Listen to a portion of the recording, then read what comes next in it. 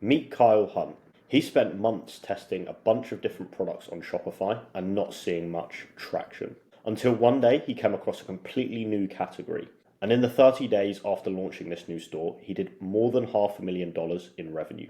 Fast forward a few years and he's done now more than $40 million in revenue on that store. And in today's episode, we're going to run through this. So we're going to take the cover back, go behind the scenes of this store, and also see the rest of his journey and the exciting other projects that he's a part of. So today, Kyle, welcome. Let's get into it. Thank you for that amazing intro. And it's great to be here. Thank you for having me on, Jordan. Cool. Well, look, I want to take it right back to the start because I know you kind of had a job, I think, in healthcare sales and then pivoted and set up your own paid ads agency. Is that true? And what was the kind of reason behind that pivot initially? Yeah. So when I graduated college, we're going way back here now, to 2009. The first company I worked for was Aetna, which is a big like Fortune 500 healthcare organization to sell insurance. And I sold insurance for them, and it paid really well. Like I was 21 years old, 22 years old, making six figures. But like I was literally working for the man, like the insurance company. So I could only do that for so long, and I always wanted to start my own thing and be an entrepreneur. And after a few years, I developed the courage to quit that job and start a marketing agency.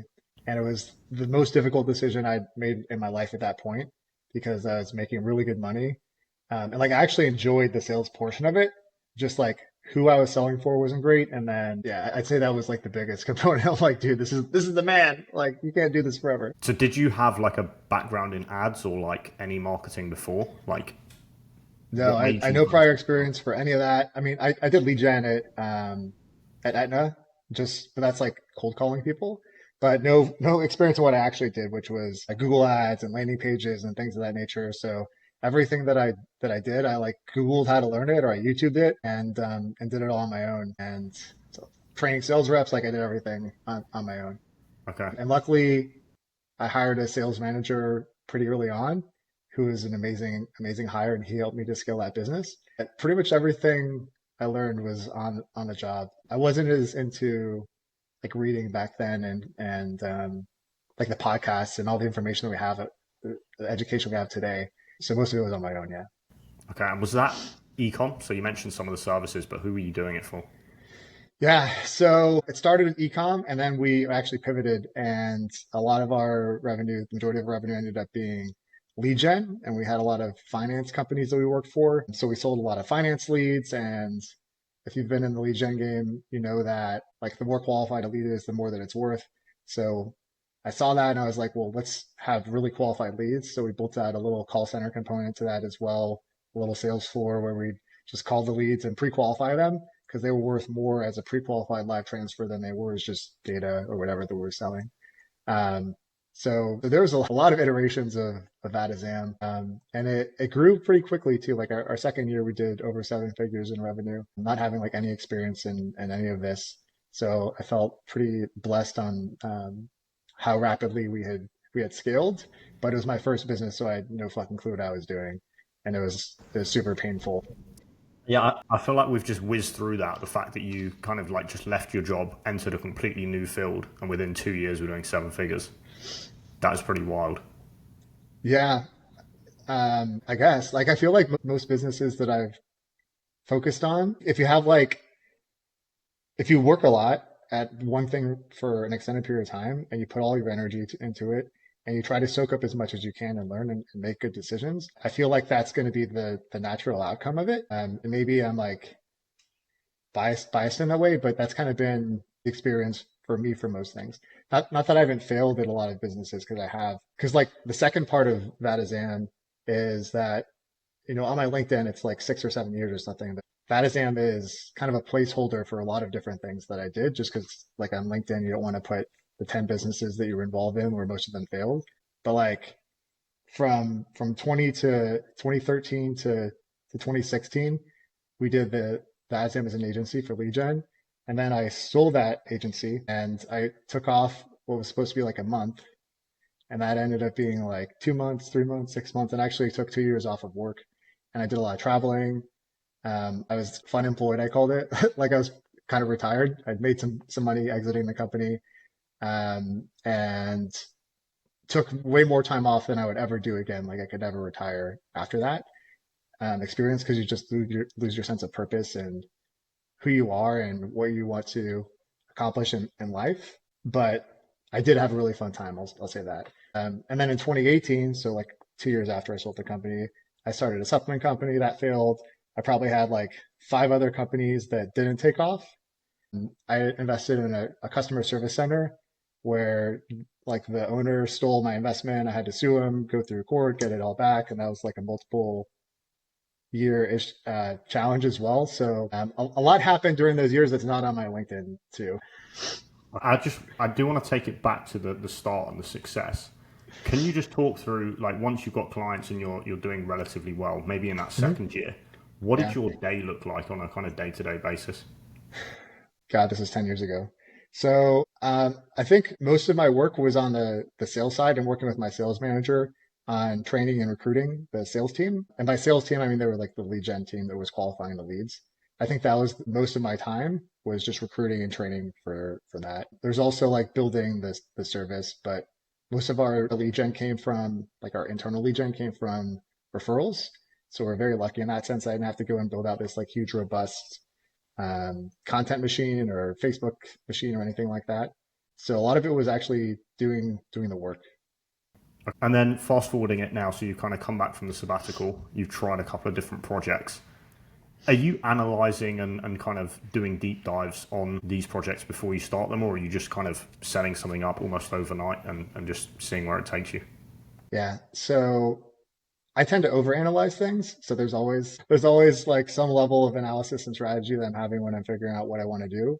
But like once I commit to it, then you go full into it and test it and see if it works. And like you'll find out pretty rapidly if it's something that's going to gain traction or not. And certainly nothing is ever easy, but there are business models or businesses that your skills are more suited for naturally, that you just acquired over the years, that you're going to perform better at those things. And that's what I was trying to find. What would you say your kind of key skills are, or what you're most suited to?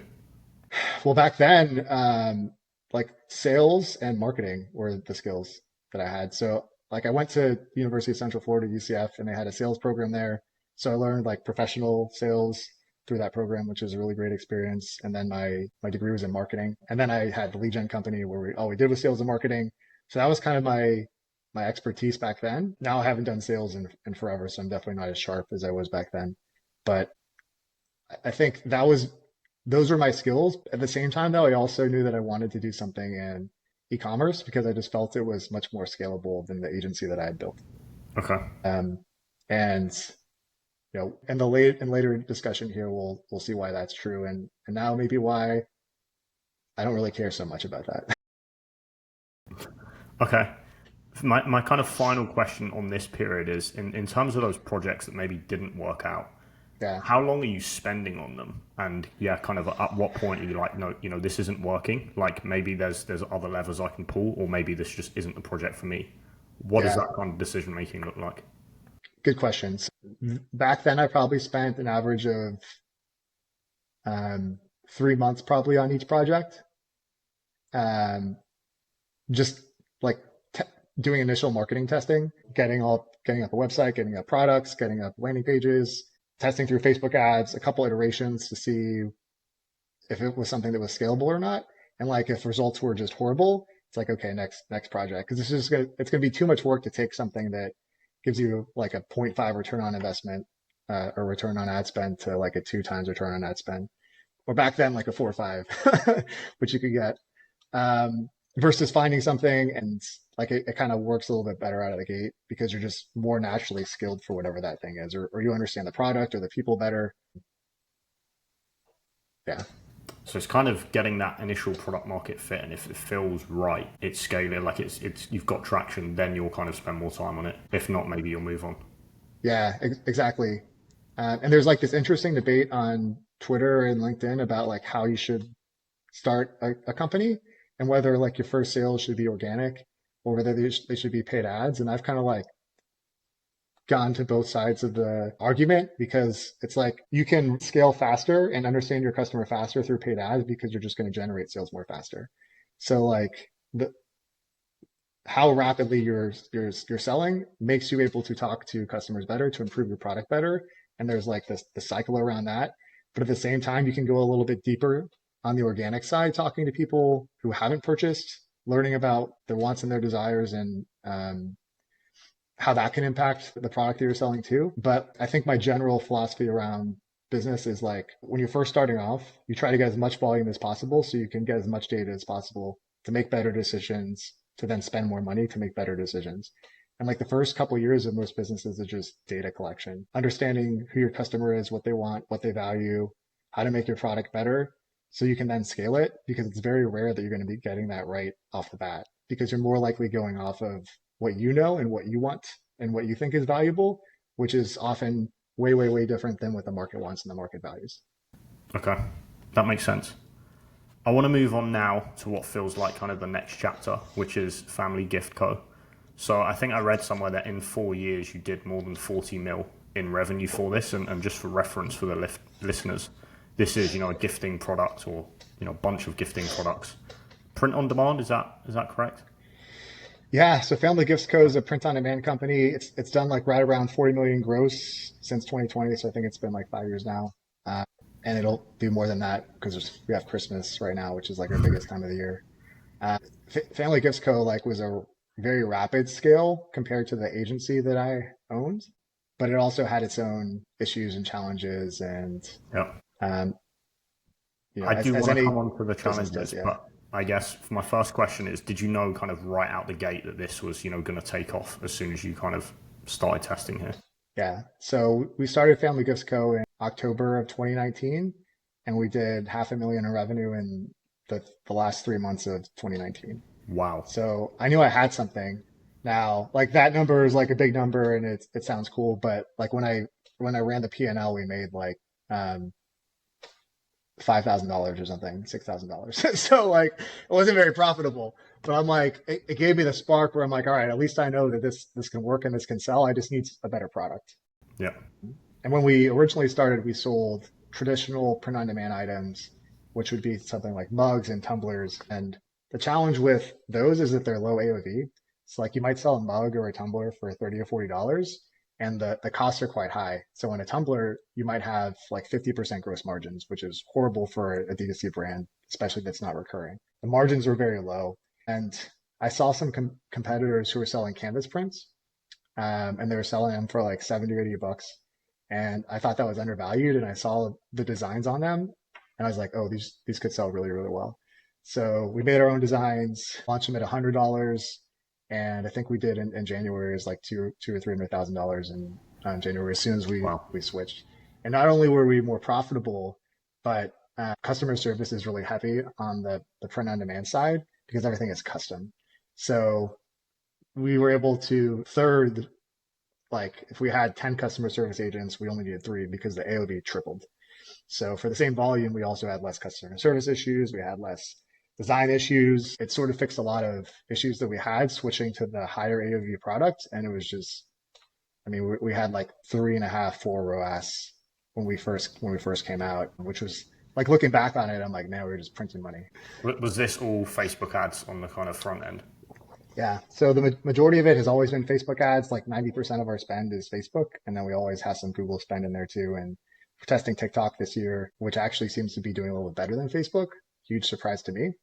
But, that's why you test. Okay. And then you mentioned it there in terms of customer service and reps and things like that. What does the team look like for this business, maybe, back then and today? So it's changed over the years. Today, Family Gifts Co. is very seasonal. So we'll have really big months for Mother's Day, so April and May. And then the business is dead the rest of the year and probably losing money. And then we'll have a really big December. So what portion of revenue roughly each year will fall in those two kind of periods? Like 90-95% Wow. of our revenue is in those two periods. Yeah. It's not a fun business to run because of that. The whole year you're investing and you're planning and you're pushing and you're doing things. You're doing the inputs you want to get the output that you want, but there's no like immediate feedback cycle on the ads because everything is going to work in May or it's going to work in December and it's not going to work for the rest of the year. So most of the year we have like 3 people on the team plus me, so 4 people on the team.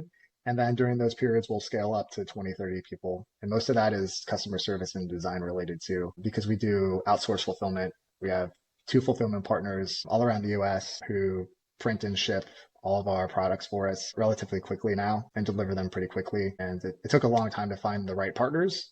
And we've been through a bunch of them, but we're pretty happy with the ones that we have now. And then I don't have to own a printing shop. Thank God. And in terms of that team that's maybe there year round, what are the roles that those people are kind of taking on? So I have an operations manager, and they're just in charge of all operations. I have a customer service agent, I have a designer, and then I have me. So it's a relatively small team, for most of the year. Like not having a fulfillment team, that's usually the largest headcount for a D2C brand. If you do that in-house, you can add a lot of headcount there. For us, though, it's always the customer service side and design side because everything is just so custom for us. Okay. And then in terms of marketing, are you doing that yourself? Are you outsourcing that to agency? Or what does that look like? So the first like $500,000 in revenue that we did with Family Gift Co, I did. So I ran the ads. And then I was like, there's people who are much smarter than me, who will do this much better than me.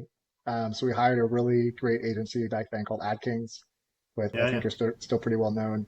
And they scaled us really well. There's like a Facebook case study about it. And then we moved to Weekends because of some of the investment things that we'll talk about later. And now we actually have another agency who's running Facebook ads. Weekend still does email. They still do Google. Print on demand is very specialized in how the ad structures and testing structures are set up. So unless you have someone who's like actually scaled and done print on demand before, it's just so different than everything else. Like best practice for Meta right now, if you're a regular brand, they want consolidation and they want like 1 or 2 campaigns, and print on demand, every design we launch is its own separate campaign. So we could have like hundreds of campaigns active at the same time. So it's very different than what most media buyers are used to. So we hired someone specialized for that right now. And you mentioned at the start that you were kind of running point in terms of the media buying and the marketing. Yeah. Do you think that's like a requirement at the start to get that kind of initial feedback and to learn? 100%. Like if you're starting a business and you should not hire an agency. And like, that's the tough truth, because if you don't understand like ads and creative and content as a business owner, you're never going to scale to your full potential. You're always going to be questioning if your agency is good or not because you don't know the definition of good. And it's like you're starting an accounting company not knowing finance or accounting. It's like it's the core thing you need to understand to be really good at D2C is like content and ads. So I think that you need to go through those struggles initially, and whether you pay someone to help you with that, like a coach or a contractor or something, I think those are totally viable. But like hiring an agencies very rarely share what they're doing or why they're doing things. And like you need to be educated on it, or you're just never going to be at your full potential as an owner. Okay.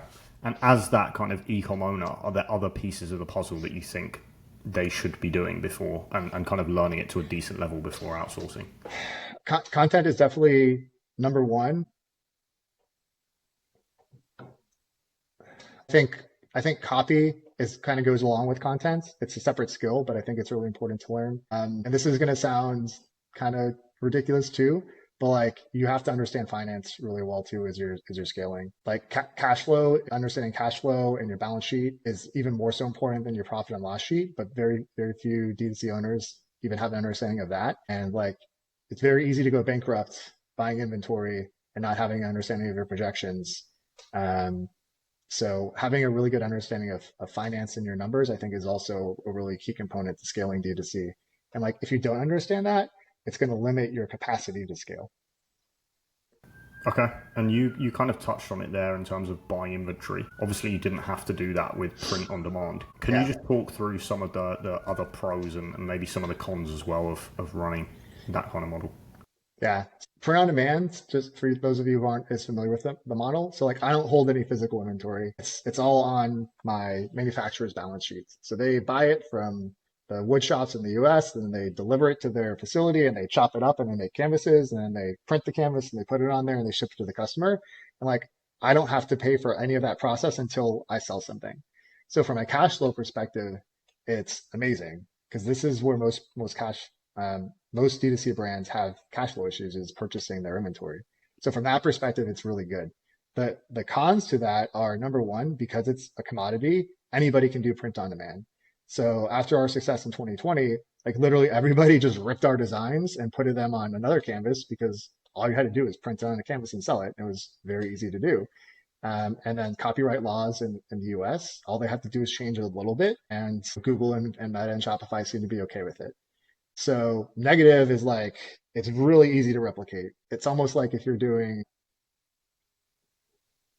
okay, hold on. There's one of those times where I need to think. Okay. Yeah, there's just no moat, right? Like it's. Yeah. So there is no moat, but it's like doing drop shipping, right? Back in the day where drop shipping was really big and you just sell all this stuff from China. It's the same thing. Like there's not really much differentiation that you're going to have unless you create a brand and do all these things. So there's no moat around it, and that makes it very difficult to scale long term. And I think that is the biggest detriment to the print on demand model. The second detriment is because I don't own fulfillment, my costs are higher. So I pay a premium not to own a print shop because I don't want to deal with that. X is my problems. But that would be the second negative, is like my costs are just always going to be higher than someone who has their own print shop because we outsource. That makes sense. And I think this might, or your answer there might answer my next question. But yeah, you've kind of made some comments before about, the ideal case, having scaled to, multiple 8 figures, the ideal case now is, 3 to 4 million in revenue each year, and then, 20-25% profit margin. Why is that kind of the ideal case and what you want to achieve with this now? I don't know if it's the ideal case, but I think it's the best case scenario based on what I know about the business and what I know about my competitors.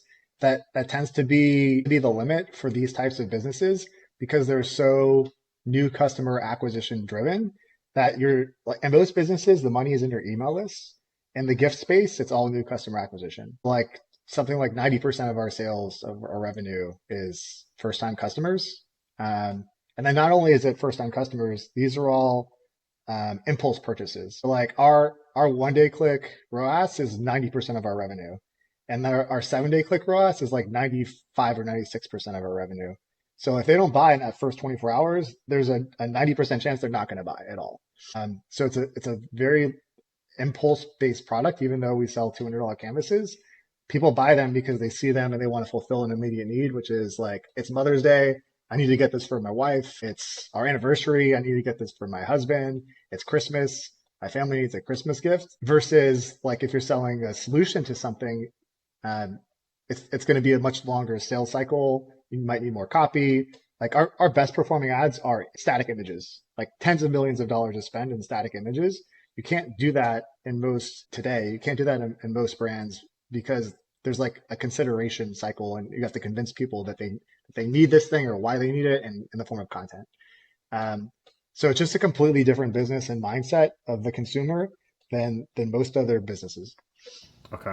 And does it get harder every year? Because you're assuming you've got more competitors, you've got rising ad costs, and this just eats into that kind of chunk that you've got left over. Yeah, so it does get harder every year. There's a few years where we weren't even releasing new designs, though, to my detriment, because we were just riding our winners. And this year we focused on new designs, and that's really helped us a lot because it's like, what's the one thing you need to do to scale any business? And like for print on demand, it's all you need to do is just get designs that win. Like that's it. If you only do one thing all year and just test hundreds of designs, you'll find a couple that hit the market. So that's kind of like our competitive advantage, if you will, is like we're actually actively testing a lot of these things now, where a lot of our older competitors have gotten lazy and just ride their winners like we did for a few years. But every year it does become more expensive. And this year we did a really big price increase. So we increased our prices from like 33 to 50% depending upon the canvas size. And that was to make up for the last couple of years of keeping prices the same and margins deteriorating. In terms of those just testing designs, is that something you can do year round, or is it during maybe the Christmas rush you're releasing a new bunch of stuff and seeing what kind of sticks? Yeah, so we test year round because what consumers want doesn't necessarily change, but the amount of demand for it will. But if I launch something that works in August or July, like I know it will work in November and December. It's actually more dangerous, if you will, to test in November and December because you'll get more like false positives. So you'll get a couple sales from Meta and you'll get really excited about it, and then it'll just be dead for a week. Whereas like if it makes a sale in July or August, a couple sales, typically 3 or more is the minimum that we're looking for. Like now I know this thing will work in November or December, but we do all year-round testing now. Okay, interesting. I want to move on now to Weekend. So obviously you've done, the gifting company for a few years, and then you've gone in-house. What was the kind of thought process behind that decision?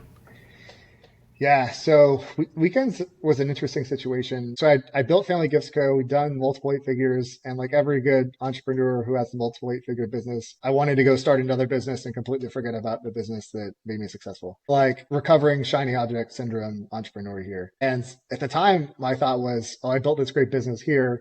Why don't we just go and acquire other businesses and scale them as well? So that was the thought and the rationale behind me leaving something that like I should not have done in retrospect. That's the game now, is like looking back and be like, this, I should not have done that. I should have just worked on Family Gifts Co. But I really wanted to invest in and scale other assets. And Weekend at the time was an agency, and they fulfilled the need that I didn't have, which was they had a constant flow of leads that were like really good D2C brands. And me just being a brand owner, like I didn't know any of those people. I didn't know I knew how to generate those leads, but I knew it'd also be a giant pain to build an agency again. So I was like, if I partner with an agency that just naturally has lead flow, it's going to improve the odds that I come across something I want to invest in like 100x. Okay. So at this point, Weekend, like before you've joined, Weekend is just an agency, they're crushing it. Facebook, Google, email kind of full stack for eCom brands. Is that the situation? Correct. Okay. And then do you go to them with the idea of this is what I kind of want to build out and bolt onto your business? This is my expertise. This is what I've done. And they say yes. Is that the process? Pretty much. Yeah. So like owning an agency for most people is boring.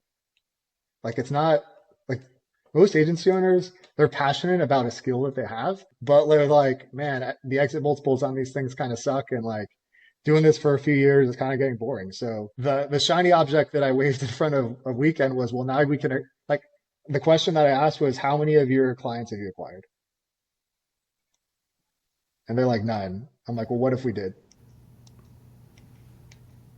And that was like the light bulb. And we're like, oh my God, why don't we not acquire our clients? And it sounds so simple and so easy to do. It's incredibly complex and difficult to do in real life. But that was the thought process we had at the time, where it's like, we already have a lot of really good clients. Why don't we just invest in them and acquire them? Okay. And what are you looking for? So you've got this lead flow, they've got an existing client base. What are you looking for in terms of the new stuff that you want to kind of buy and build?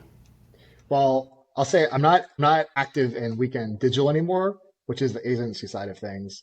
I'm active in Weekend Investments, where I'm advising the partners and I'm advising some of the brands that we've invested in, but I'm not actively involved in the day-to-day of that business anymore. But when you were kind of involved, when you're looking at, a potential brand to invest in, what are the kind of criteria that you're looking for? Yeah. So like number one thing is always founders. Like who are the founders? What are their track record? What confidence do I have in them to succeed? Because business is incredibly difficult. And like how coachable are they? Because we had a bunch of investments, and like most founders are their own worst enemies because they just don't listen to advice. And it's like, I've already done what you're trying to do. This is what we should do. The perfect example I have of this is we invested in a brand that sold kind of like a Yeti mug, but it was like a healthy version of Yeti. So I had like this patented stuff in the water and it made it healthy. And we sent out an email to our customers because like I said, hey, we want to understand what our customers want. What should we launch next? The customers came back overwhelmingly with product A. They're like, hey, this is what we want. And the founder was like, no, like I think this product I've been working on for the past 2 years, they're really, really going to like. I'm like, dude, like 10% of people voted for that product and like 80% voted for this. And he's like, no, I think they're really going to like this. And it's like, are you serious? Like this is your decision just based on your gut, when like everybody who's buying stuff from you is telling you not to do that. So I think like the coachability aspect is really important too. Like, do they listen to their customers, let alone me, like, but their customers. So I think that's also a really important aspect. So that's always number one is founder. And then it's product too. You have to have a really good product to sell B2C that has very good margins. As you mentioned earlier, like as ad costs go up, as delivery costs increase, as everything, it's really important to either have some sort of subscription model where you have people recurring or like a really, really high first time AOV sale. And I'm talking like multiple thousands of dollars AOV sales. So both of those models can work. It's difficult, not impossible, but it's definitely more difficult to do something that is in between that though. So is it literally those kind of two almost first principle things that you're looking for? Is there like more complex metrics that you're looking at? I don't know, like organic growth or anything specific? I mean, those are really the two things that we look at because you can always fix the other thing too. Like part of our sale is we're going to come in and fix your marketing. Like we're going to come in and do all your marketing. So like how valid are the marketing metrics if we're going to be the one who's doing them? Like I don't really care. So how does that conversation go then? So do these guys know when you're getting on the phone with them that, look, you know, we have this great service, we've got this, you know, great person that's done this before, we want equity in the business and we're going to scale you guys to the moon? Or what does that kind of conversation look like? Yeah. So the models change over the years. Now most of I think 95% of the lead gen that Weekend does right now is through companies. So companies that like buy and sell businesses that are looking to exit. So we get most of our business from people who are looking to exit for some reason can't, the market sucks, their company sucks, whatever that thing is, so that we can scale them. So they're kind of already primed in the conversation, like they've been declined for some sort of investment, like you need to turn things around if you ever want to exit this. So they know that, and they know that we invest in companies. Like how that actually happens, I think they learn through the sales process, but everyone has that understanding when they come and talk to us. Okay. And back in the day, kind of when you started, was that the case as well? Or was it kind of people you're getting on the phone with are expecting an agency service? And then you're like, actually, guys, you know, we think this will be better for you. I think it changed so much. There was always like, hey, we want to invest in your business. It was always, how does that investment come to fruition? Like, are you going to give me a bunch of cash? Are you going to invest through services? Like, how is this going to go down? How much equity do you want? So those were always the questions that people had. But there was always like the angle that worked best for us was always investments. Like we want to invest in your brand. We want to acquire a portion of your brand. So that perception was always there. Okay. And was that, you know, putting cash to work in the business? And I guess, have you tried kind of other ways of doing it? Like, you know, agency fee for equity kind of switch up as well? So good question. So I think there's like 8 or 9 brands we've invested in to date, and we haven't put any upfront capital in any of those investments. And they didn't need it. Like most eCom brands, like they might be cash flow starved for inventory, but what they really need is like a team that has done this before that can help them scale. Because they're like, I only have so much money to afford this crappy email marketer and this crappy paid media guy. And it's like, well, that's what you really need. Like you need that expertise. You don't need money for more inventory. Like we'll help you with your cash flow cycles for inventory. It's not a big deal. Like we want to have shorter inventory cycles anyway. But what most of them need is actually like a team and expertise. And it's not that we wouldn't give money. It just hasn't been necessary for the deals that we've done so far. And that is like service for equity. And that deal structure has changed 1 trillion times over the past 3 years. But you know, we always try to get some minority equity percentage of the brands and some sort of additional upside based on performance. And what is the thesis? Is there a certain kind of hold period where you're looking to kind of exit, or what does the game plan look like? Yeah. So we were super naive when we started this. And we're like, oh, like 2 or 3 years would be awesome. Like we'll hold these brands for 2 or 3 years and then they'll exit. But like that DTC exits don't happen that frequently. And when they do, it's often not the outcome people think when they're first starting a brand. And what I mean by that is like, kind of what you mentioned earlier, where it's like I could have $1 million a year D2C brand, but like I might only make $3 million if I exit the thing. So you might get a 3x EBITDA multiple at $1 million. It's not all what it's cracked up to be. And I think like now my philosophy on it is I would rather invest in 1 to 2 really, really great founders and great brands versus dozens of them, which was our initial thesis, and just put all my attention and energy and effort into those to help them scale. Because like once you invest in, as an agency owner, once you invest in something, like now you're their business partner, and the expectations like 10x. It's not you're my agency anymore. Like you're my business partner. So you need to be on business partner meetings. And when the shit goes wrong, like I'm calling you, you're gonna help me fix this. So the expectations for a lot of the brands, which were smaller when we started off, were way more than we ever imagined. So that would probably be like one thing in hindsight that I didn't know that like then now I'm like, wow, we should just focus on a couple of really great assets. So this is interesting, right? Because the kind of traditional VC play, or what they say is the complete opposite to this, right? 100 bets, one or two, 100x. Yeah. So like they're doing the 100 bets so they can find the one or two. Like I'm saying, if you already know that you have the one or two, because VCs, I mean, there's different levels of investing, right? But they're doing a lot of seed investing or a lot of first round investing where these companies are sub 1 million in ARR, and that's all super risky. So you need a lot of distribution. When you're in, I think 3 to 10 million is probably the average revenue range of the companies we're investing in. Like they've already proven product market fit. They already have some amount of sales. So a lot of that risk is removed from the situation. Now it's just like, how good of a company really is this thing?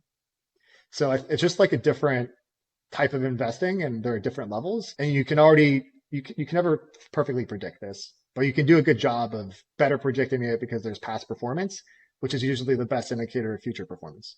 Whereas like if you're VC investing in companies that just started, there's like no past performance except for like, what did the founder do previously? So how are you picking, let's say, the 2 out of the 10 that you've invested in to put all your eggs in those 2 baskets? Like, what other criteria are you looking at?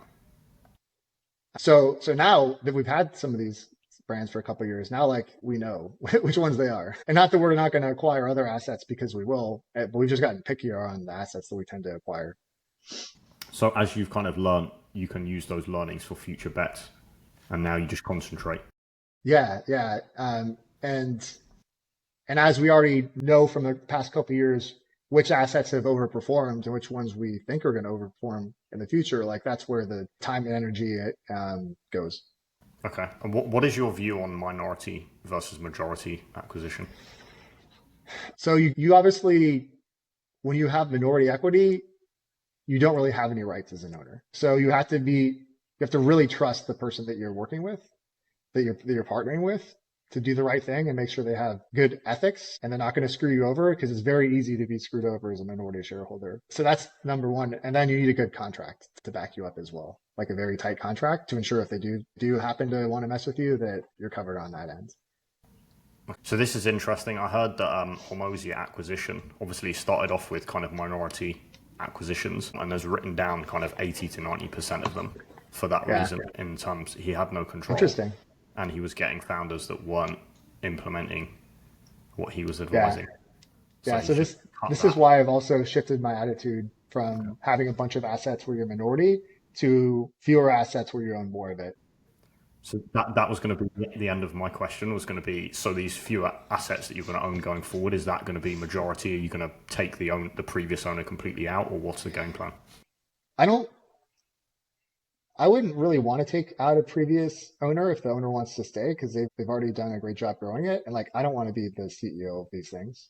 Like, I want them to do that. So that position for me hasn't changed. Like, I'd rather that the founder stays on, that they are able to complete their vision, whatever that thing is.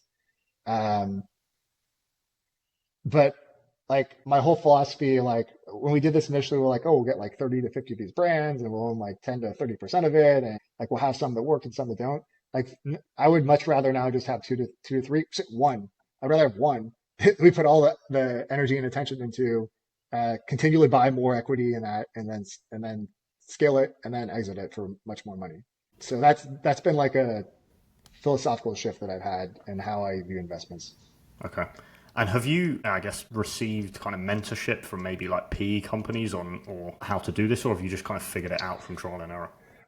Not PE companies. There's like a bunch of like courses and communities out there on mergers and acquisitions since 2020. Roland Fraser had one. Peter Lang had one for the agency space. I've probably taken like 6 or 7 of these courses and been in the communities and constantly asking questions.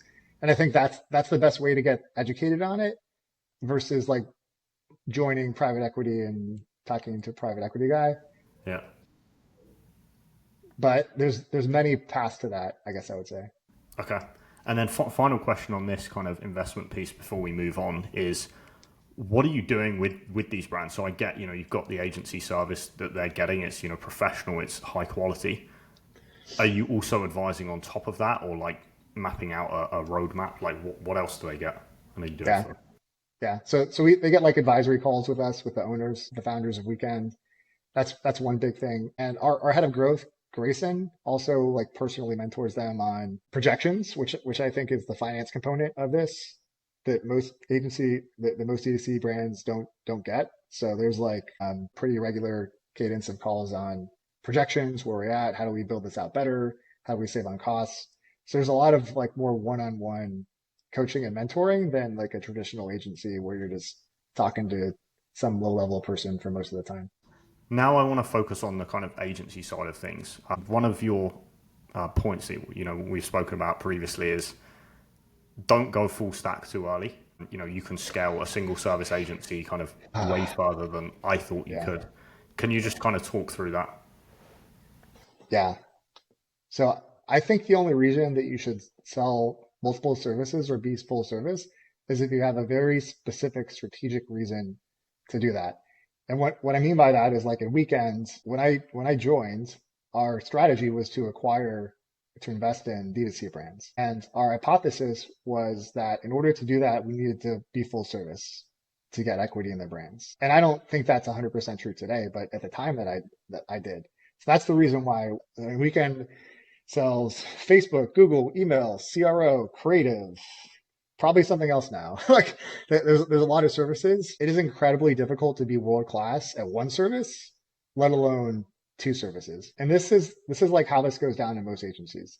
They'll hit like $500,000 in revenue, they'll hit $1 million in revenue, and they'll be like, what can I sell to my existing clients?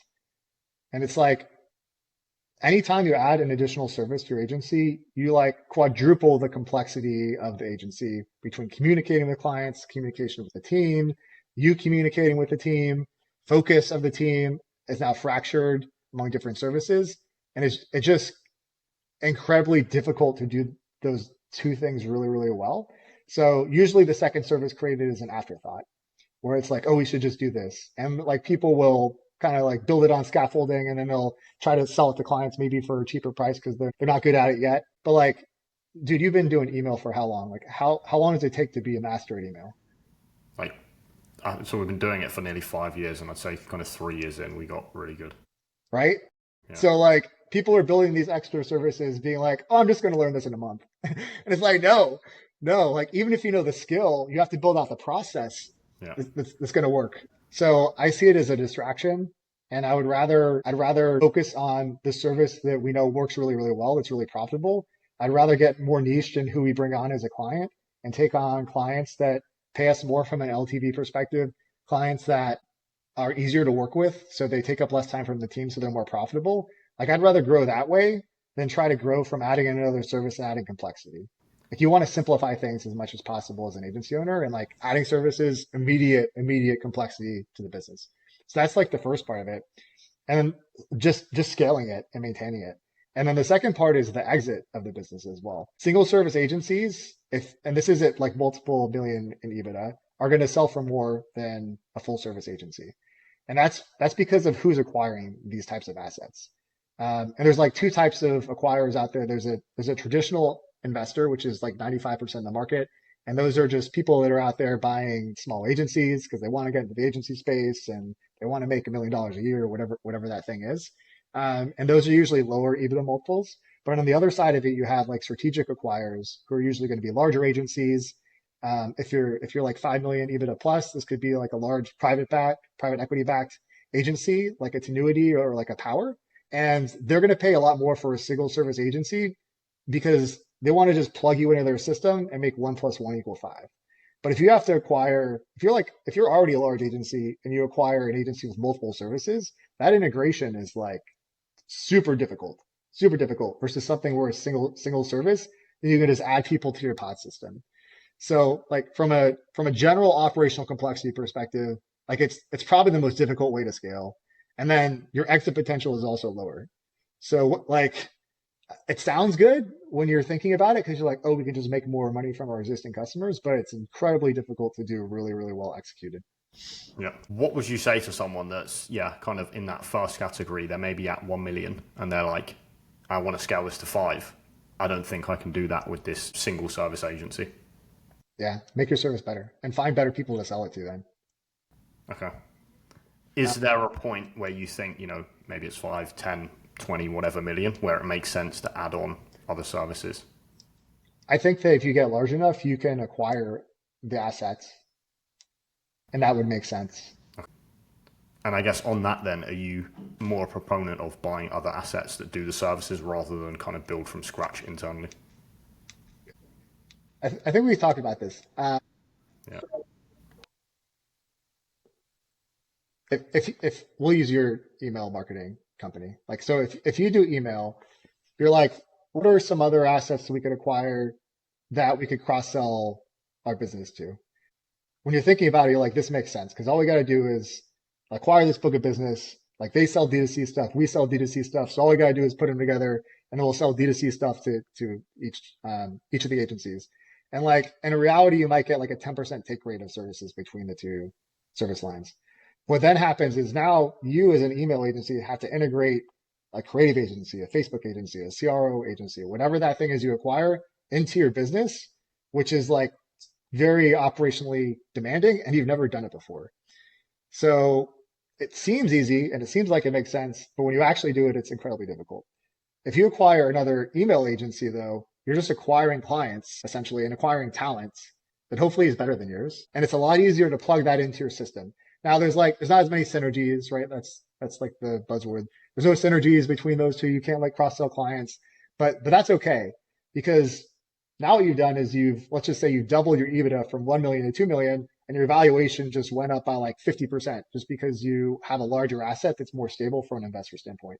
So like the immediate revenue generating opportunities might not be there, but the asset value of your asset just went up substantially because it's a larger asset.